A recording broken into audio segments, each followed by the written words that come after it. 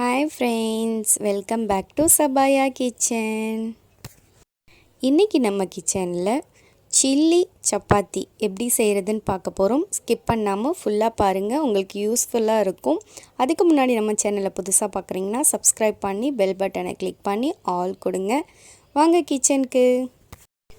நான் இன்னைக்கு 2 சப்பாத்தி எடுத்திருக்கேன். இந்த மாதிரி குட்டி குட்டியா கட் பண்ணி எடுத்து வச்சிருக்கேன். அப்புறம் ஆனியன், ஒரு பெரிய ஆனியன், கருவேப்பிலை, கேப்சிகம், தக்காளி, இஞ்சி பூண்டு பேஸ்ட், சில்லி பவுடர் காரத்துக்கு ஏற்ற மாதிரி, அப்புறம் கரம் மசாலா தூள் தேவையான அளவு. இப்போ பேனை ஹீட் பண்ணி ஆயில் சேர்த்து அது நல்லா ஹீட் ஆன பிறகு ஆனியன் கருவேப்பிலையும் சேர்த்து நல்லா குக் பண்ணிக்கோங்க.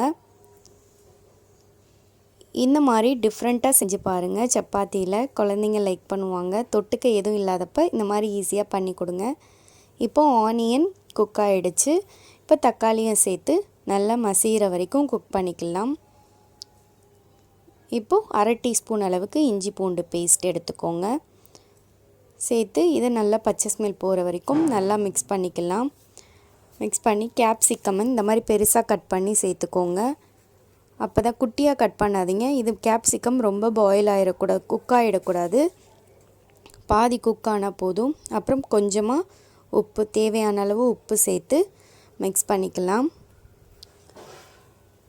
இப்போ கரம் மசாலா தூள் 1 டீஸ்பூன் சேர்த்துக்கோங்க. சின்ன டீஸ்பூனில் தான் நான் சேர்த்துருக்கேன். அப்புறம் காரத்துக்கு ஏற்ற மாதிரி மிளகாய் தூள் எவ்வளோ வேணுமோ அந்த மாதிரி சேர்த்துக்கோங்க. சேர்த்து நல்லா மிக்ஸ் பண்ணி இது கொஞ்சம் நல்லா குக் ஆன பிறகு நம்ம சப்பாத்தியை சேர்த்துக்கலாம். சேர்த்து நல்லா மிக்ஸ் பண்ணி விட்டுக்கோங்க. நல்லா மிக்ஸ் பண்ண பிறகு அந்த மசாலா, அந்த தக்காளி, வெங்காயம் எல்லாம் மிக்ஸ் ஆன பிறகு முட்டை ஒரு முட்டையை உடச்சி ஊற்ற போகிறோம். இதை சென்டரில் இந்த மாதிரி சென்டரில் ஊற்றி அது லைட்டாக பாதி குக் ஆன பிறகு அப்புறம் இந்த மாதிரி மிக்ஸ் பண்ணி விடுங்க. அப்போ தான் அது கொஞ்சம் எக்கு போட்ட மாதிரி உங்களுக்கு தெரியும். இல்லைனா அது ஃபுல்லாக மிக்ஸ் ஆன பிறகு தெரியாது உங்களுக்கு. இந்த மாதிரி செஞ்சு பாருங்கள். நல்லா எக்கும் ஃபுல்லாக உங்களுக்கு மிக்ஸ் ஆகி டேஸ்ட்டாக இருக்கும். இந்த மாதிரி நல்லா எக் பாயில் ஆகிற வரைக்கும் குக் பண்ணிக்கோங்க. பாருங்கள், நல்லா மிக்ஸ் ஆகிடுச்சு, எக்கும் குக் ஆகிடுச்சு.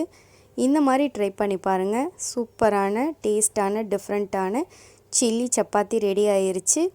கண்டிப்பாக இது உங்களுக்கு பிடிச்சிருக்கும். லைக் பண்ணுங்கள், ஷேர் பண்ணுங்கள், மறக்காமல் கமெண்ட் பண்ணுங்கள் எப்படி இருந்துச்சுன்னு. Thank you friends.